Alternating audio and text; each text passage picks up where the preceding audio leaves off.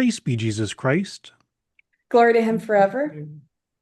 I'm Father Lorenzo Peñalosa. I am a doctoral candidate in liturgical studies at the Catholic University of America, and I serve as the president of the School of Theology and Religious Studies Students Association, or better known as STRESA.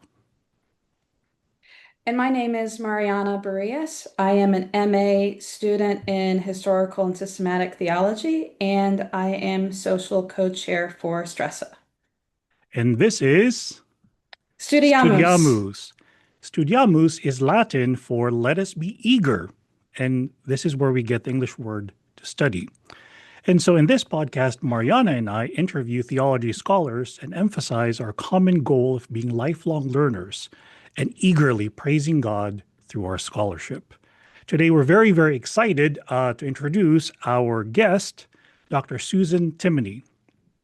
Dr. Timoney holds many responsibilities at the Catholic University of America, including being Associate Professor of Practice in Pastoral Studies, Associate Dean for Graduate Ministerial Studies, Director of the Certificate in Pastoral Ministry, Director of the Doctor of Ministry program as well. She received her doctorate in sacred theology at the Angelicum in Rome. Her focus is on evangelization and pastoral leadership. And so, Dr. Timoney, welcome to the Studeamus Theology podcast. Thank you, Father Lorenzo and Mariana. It's really nice to be here with you. Same. So I'd like to start with you are teaching this semester a course on women doctors of the church. And each of the four female doctors of the church, Teresa of Avila, Catherine of Siena, Therese of Lisieux, and Hildegard have made distinctive contributions to theology. What insights can be gained by considering each of these four figures together in one course? That's a great way to phrase the question. The idea for the course came because we know that undergraduates have such an interest in the lives of the saints. And I had, in my dissertation, had worked particularly on Catherine of Siena and Teresa of Avila, who at the time that I was writing were the only two women doctors in the church. So this has always been a particular interest of mine. And I thought it would be really important to give the students an opportunity to learn how to read the doctors, in hopes that they'll become lifelong readers of their work. So what I wanted to do was twofold. We began by talking about the feminine genius. So I certainly wanted to raise up these four women, both in the terms of the way they lived their life and their contribution to the church as expressions of the feminine genius. And then secondly, to talk about the different ways that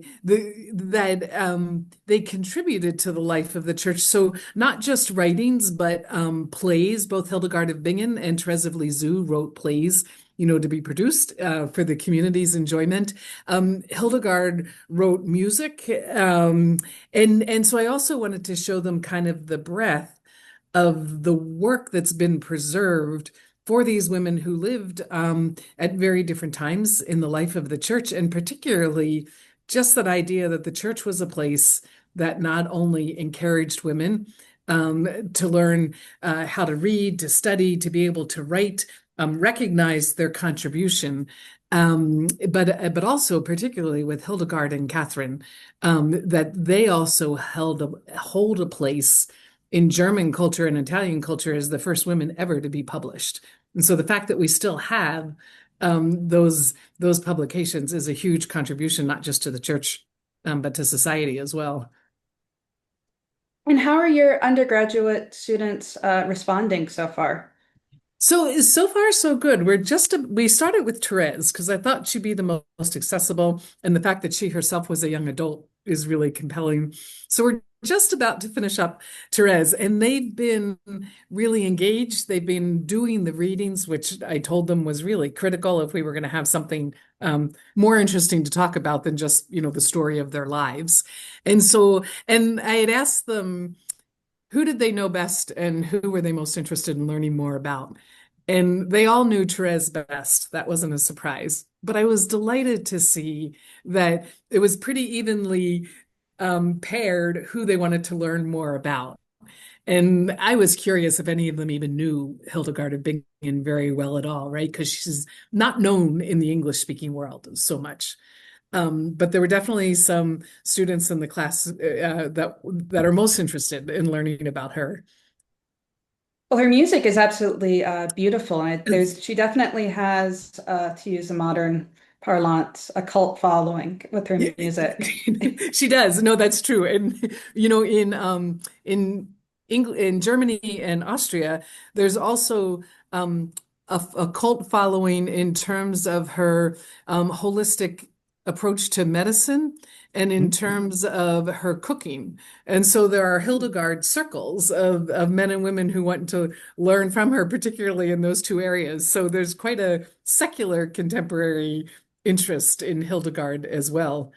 And we're going to study her music. One of the decisions I had to make was, especially with undergrads, what would be the most accessible piece? I mean, you can't ask undergrads to pick up uh, one of Teresa of Avila's work or to pick up Hildegard's.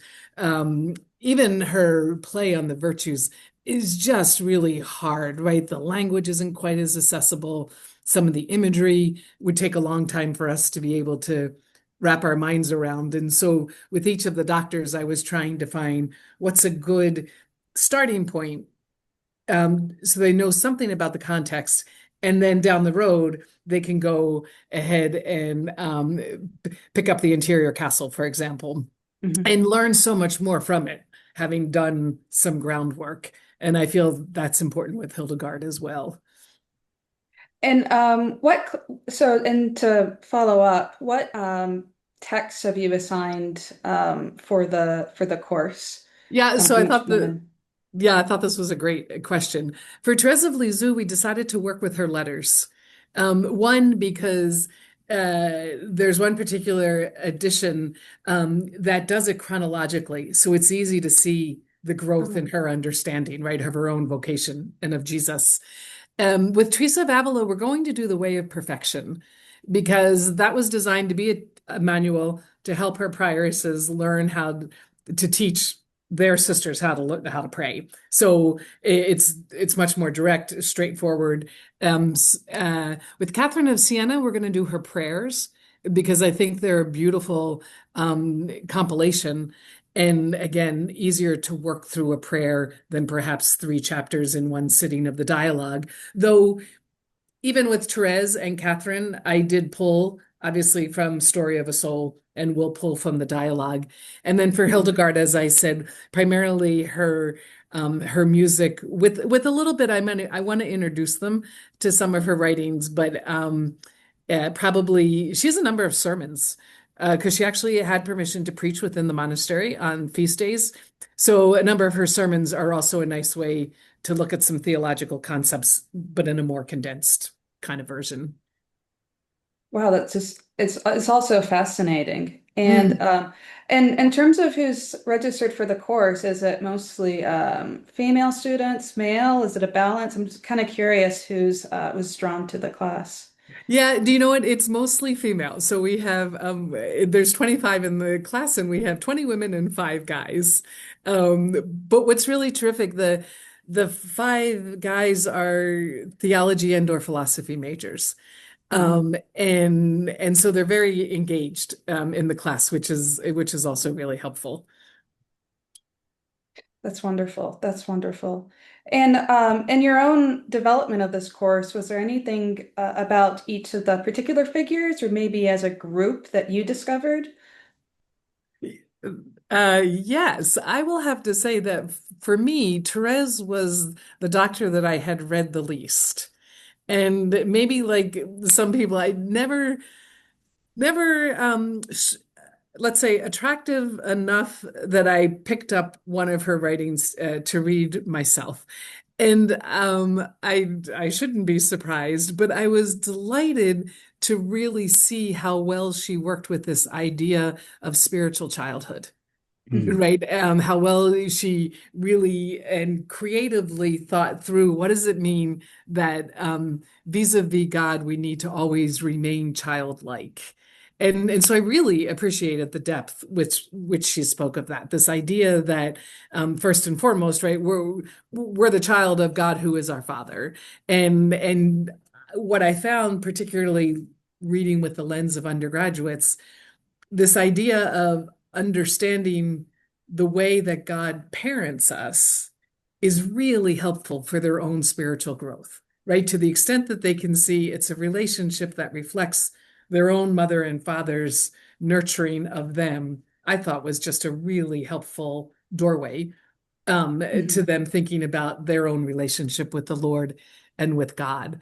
Um, and I also appreciated the fact, like Teresa of Avila, she was able to laugh at herself, right? And she didn't take herself too seriously. And I just thought that was really delightful as well, and so human. In both of them, I think they resonate well with the contemporary disciple, right? And so I think that makes them much more real in young people's minds than feeling like somehow they lived in a different world and their lives were so different. Where's the connection?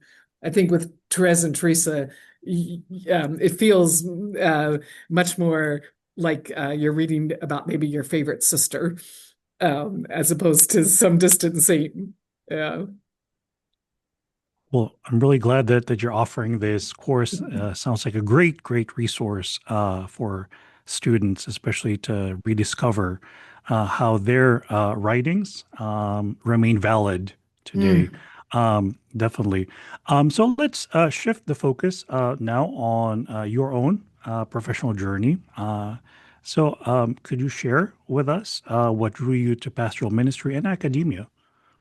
Yeah, growing up, I was always involved in my local parish, either in programs for youth, or at the time, there was what was called the Catholic Youth Organization that was primarily focused on sports, but parish-based teams nonetheless.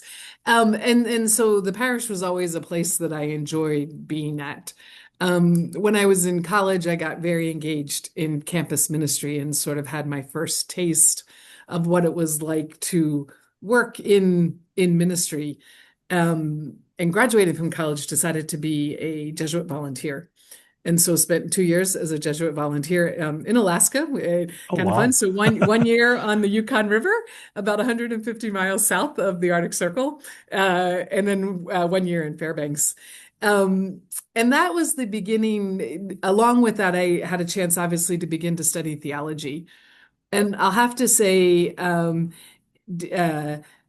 the documents of Vatican II, but particularly Gaudium et Spes, really solidified for me this sense that the church was such a transforming experience for so many people, and the church could contribute so much good, not only to people but to the larger community. And I thought that's where I want to spend my time, right? That I want to be able to be a part of something that is capable of so much good.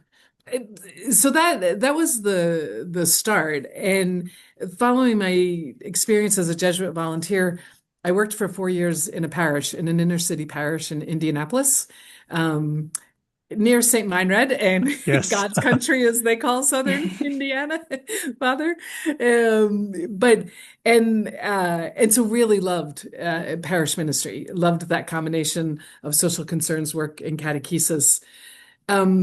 But at the time, recognized that I had done no theology as an undergraduate, and so decided to get a master's in theology. This was in the early 90s, and I would have to say theological studies in the early 90s was a bit on the wild side, maybe is the best way to put it. And I did this program that was designed for people working full time. So it was the summers only program, and it just kind of took a little bit of everything. And I remember saying to the pastor I was working with at the time, at the end of the program, I said, I think it should hang together better. And Hmm. and interestingly enough, I don't know that I knew exactly what I was saying at that time, but I think it was the Lord planting the seed not only for ongoing studies, but perhaps even for saying you need to spend some time with the Dominicans, right? Because it allowed me, it gave me the structure then to be able to see where some of these more contemporary topics, either in theology or interpretations, were grounded. So that was truly the work of the Lord. I happened to be working with a pastor who also studied at the Angelicum and had a great appreciation for his experience there.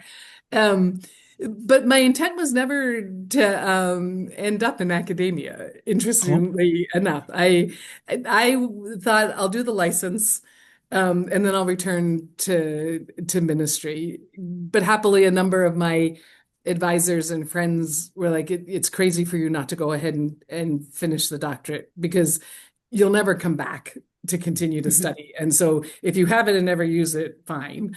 But if you don't have it, not every door may be open. So that, again, certainly the hand of the Lord.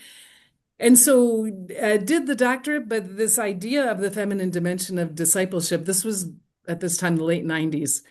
And Mulieris Dignitatum had been promulgated in 1987, right? And one of my concerns, particularly in the American church, was that I thought at that time American feminism didn't in any way relate to the concerns or the questions I felt that women engaged in church in the pew, so to speak, were asking. But I also thought that Mulieris Dignitatum needed to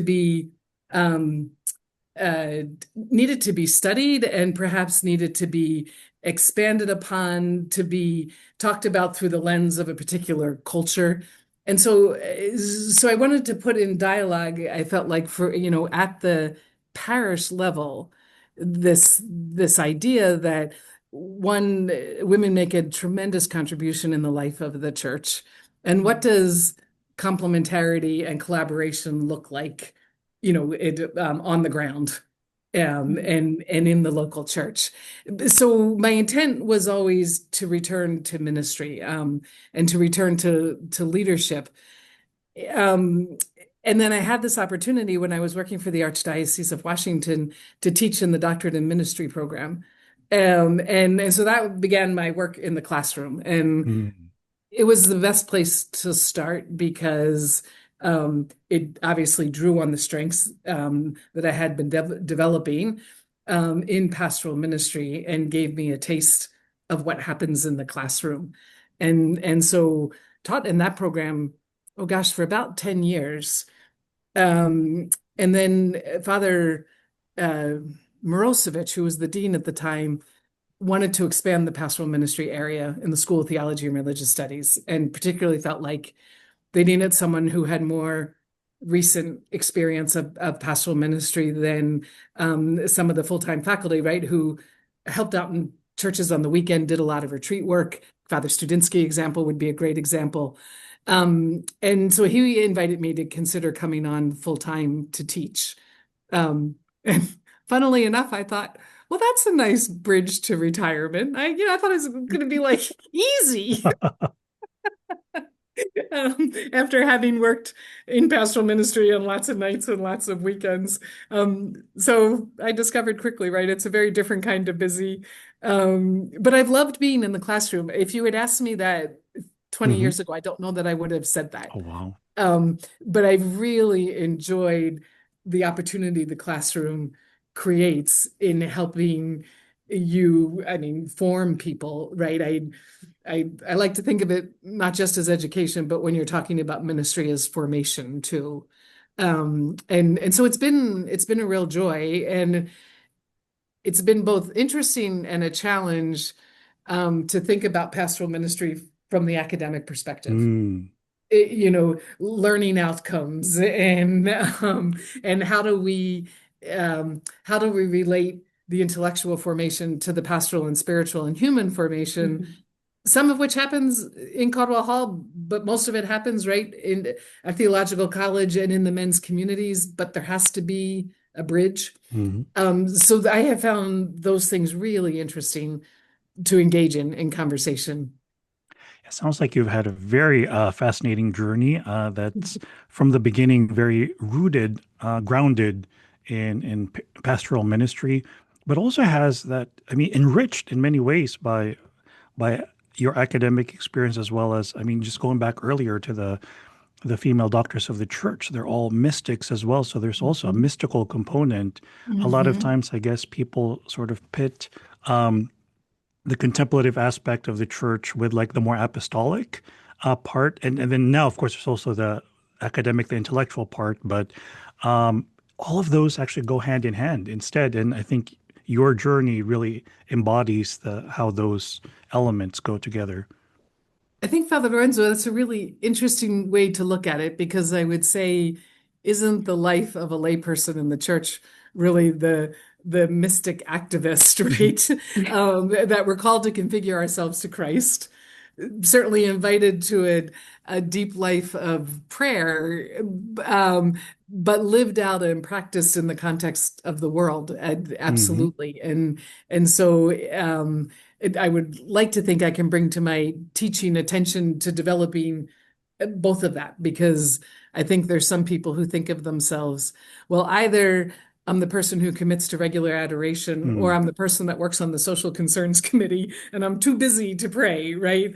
I think the council has really invited us, and the implementation of that especially, to say, no, there ought to be a time for contemplation and a time for action in everybody's life. Oh, and I just, out of curiosity, related to your vocation, obviously you are not a pastor, but you work in pastoral ministry. How do you respond to, you know, to that? Yeah, no, it's it's certainly a very important question, right, to be able to answer well today. And I would have to say one of the fruits of the Spirit of the Second Vatican Council was that by virtue of baptism, right, lay people are called to share in the mission of the church. And so one aspect of the mission of the church is that genre of pastoral work. Certainly that would be done in the parish in terms of catechesis and social concerns. I would certainly include in that Catholic education, Catholic healthcare. So I think that there was always has been this opportunity for women who have skills that match those pastoral needs to be able to contribute them. To be sure, following the decline in the number of men being ordained, there is a pressing need, right, for a pastor to have the assistance of trained men and women ready to participate in the pastoral ministry of the church, always in a complementary fashion. And so what I like to say to people is the work that's being done is work that lay people have always been engaged in. The church recognized it's always an advantage, right, to have people specifically trained. They can contribute so much more.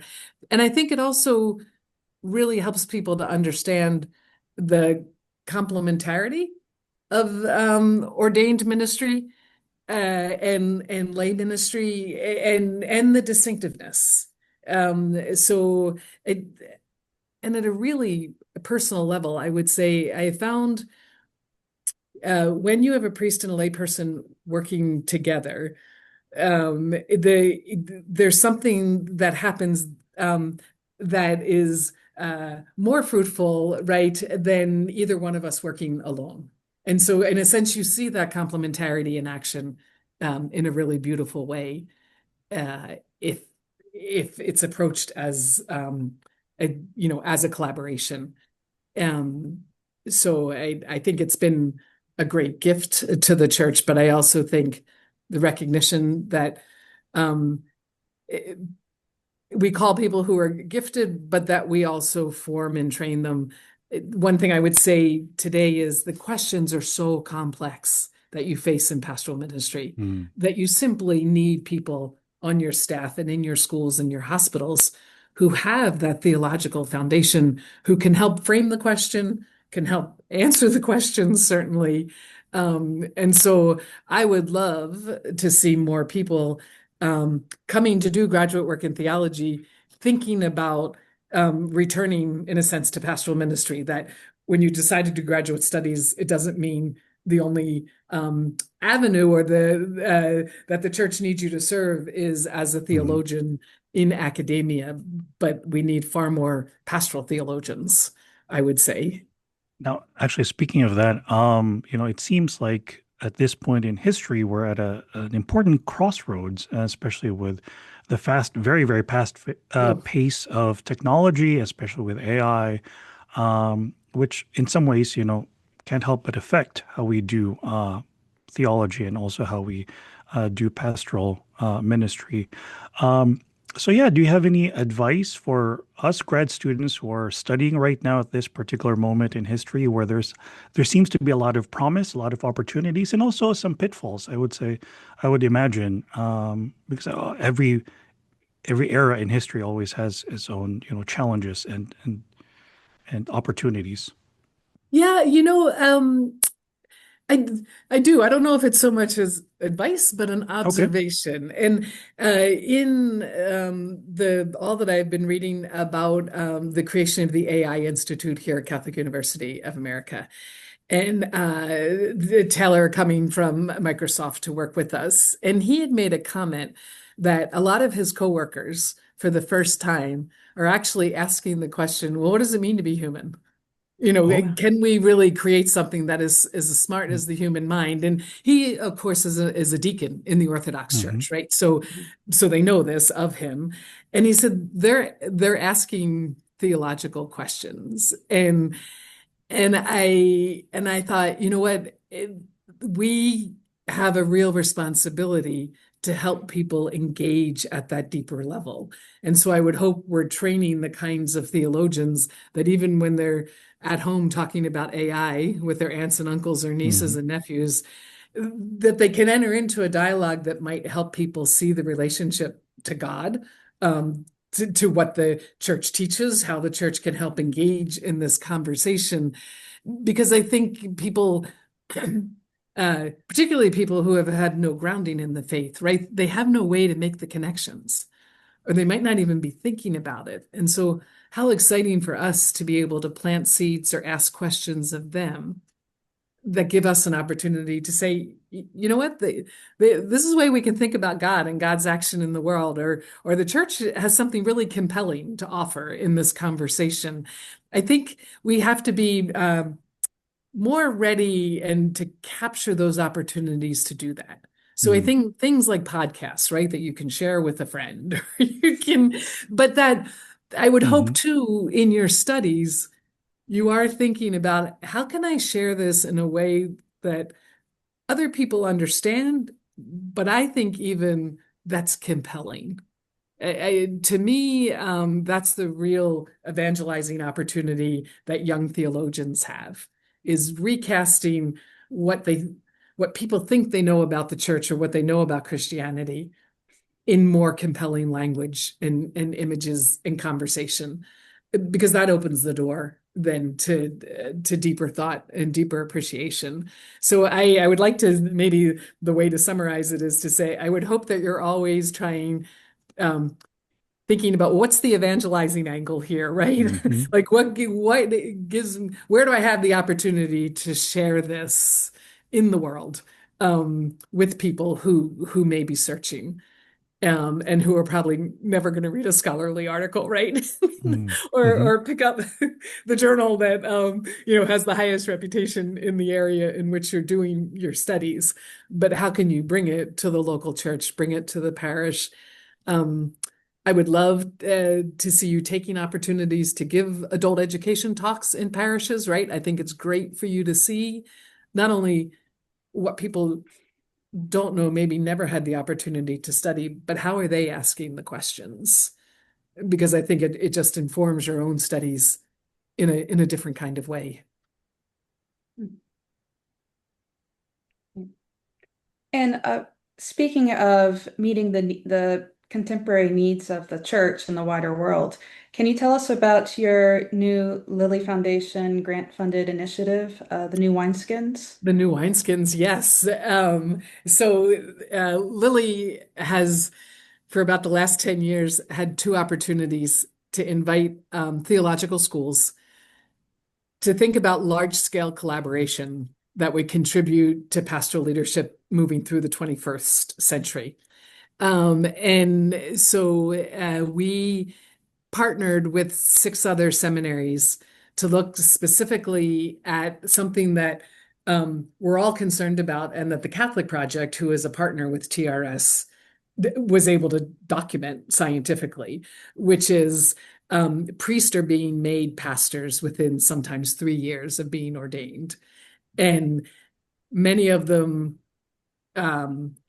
find it challenging, and in some cases there's an increasing number who are leaving by the 5th year past their ordination, right? So the 5th year of their priesthood is the 7th year. And we know that part of it is they feel like they haven't been adequately prepared for the actual exercise of leadership in a parish. They've been formed well intellectually. I think many of them would say they've even been formed well spiritually. But they have no idea how to read a balance sheet. And all of a sudden they're assigned to a parish, right, that has a $500,000 or $1 million budget.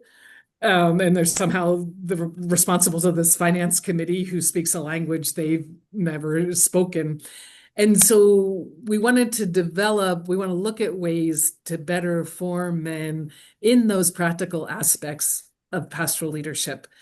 But also from the perspective of who they are as a pastor. We never want them to think like, okay, now I'm not functioning as a priest. Now I have my CEO hat on and I have to function like a CEO, because that's not of interest to them. That's not their role, right? So how do we help them think about finances in terms of their vision for evangelization for this particular community?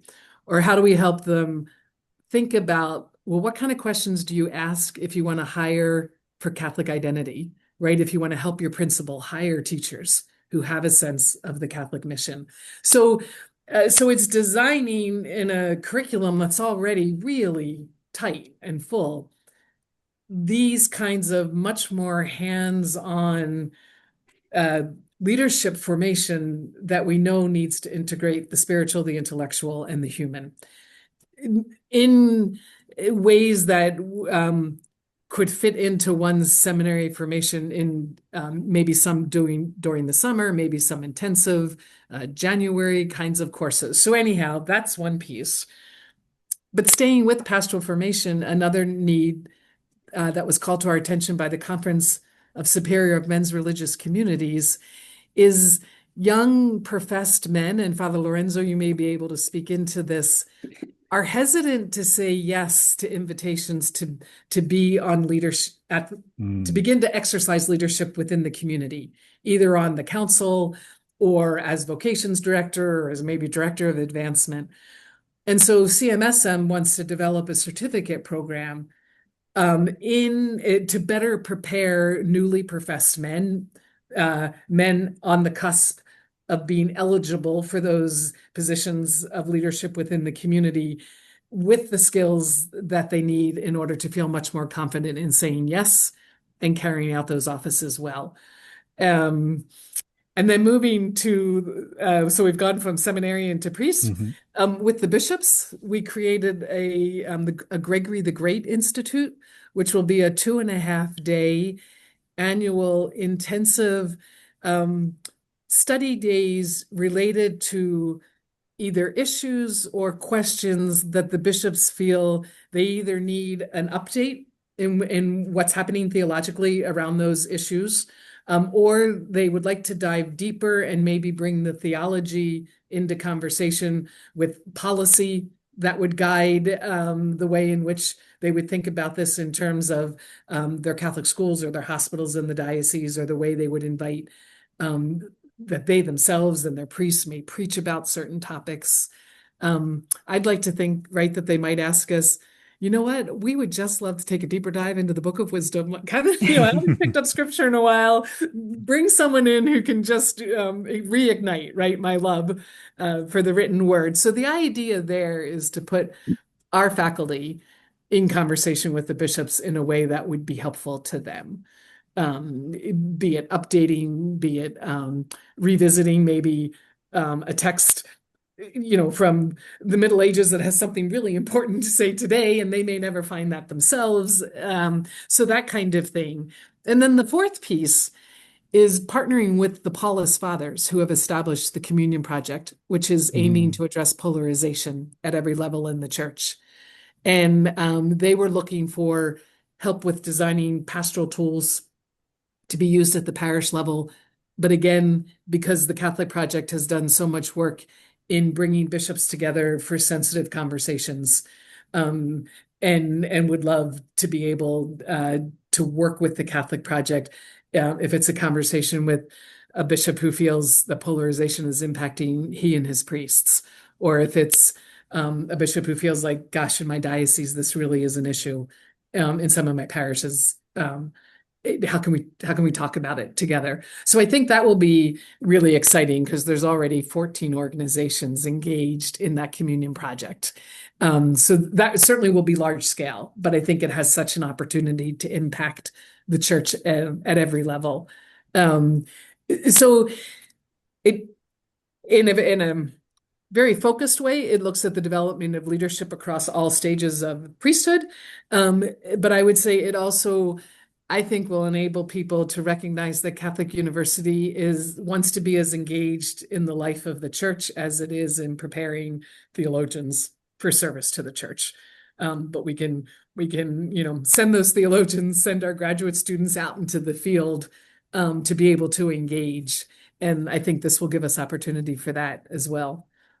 This, really sounds like a wonderful initiative, especially as you pay attention to both initial and ongoing formation. It seems like, that at every step of the way, there's still opportunities to continue with ongoing formation in leadership.